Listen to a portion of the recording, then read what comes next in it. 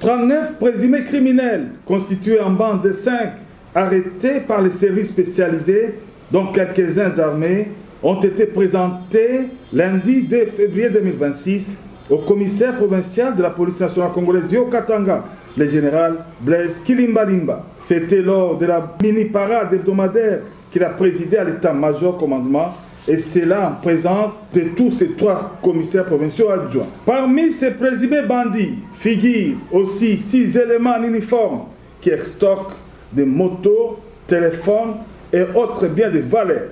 À leur actif, ils ont déjà tué plusieurs personnes à l'aide de cette arme AK-47. Ces hors-la-loi viennent aussi parfois en aide aux hommes non armés dans leurs opérations, ainsi que des gens non autrement identifiés qui sèment la panique dans quelques quartiers de la commune annexe à Lubumbashi. A noter que ces criminels opèrent avec cette voiture de marque IST Ketch immatriculée 3740 AX05 de couleur jaune.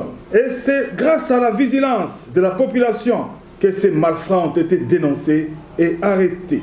La troisième bande est celle de tueurs qui ont mis fin à la vie d'un agent de l'Agence nationale de renseignement tué au quartier Bel Air, sur avenue Bekonias, dans la commune Kampemba, dont l'un de ses complices est en fuite avec des armes de guerre. Les 2 derniers groupes, composés de jeunes désœuvrés et délinquants de mauvais goût, qui se font passer parfois comme membres de certains partis politiques et qui sèment la panique, la désolation et la peur au centre-ville de Lubumbashi. Ces délinquants extorquent, volent, pillent et parfois blessent la paisible population à l'aide des objets tranchants au niveau du marché Laurent Désiré Kabila, ainsi que tous les noms des avenues Sendwe, Likasi des usines, Lumumba, Mamaemo, Lomami Kapenda Tabora et du 30 juin.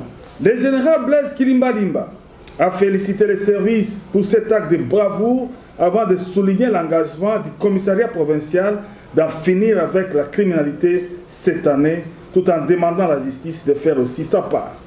À la population d'Yo Katanga, c'est d'abord les saluer leur courage dans la dénonciation des malfaiteurs.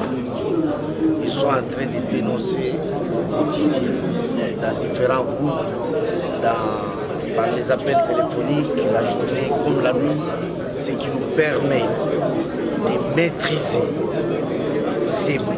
toutes ces bandes de tueurs. S'il y a eu deuil à l'ANR, voici la bande qui a tué notre agent de l'Agence nationale de renseignement.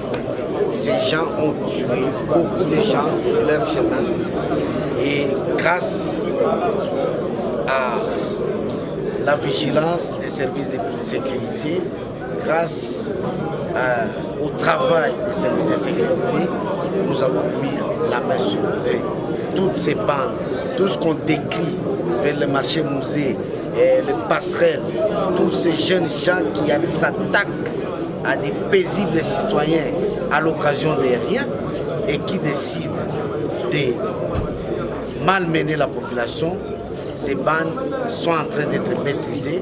Voici les premiers échantillons pour le mois de février. La suite continue.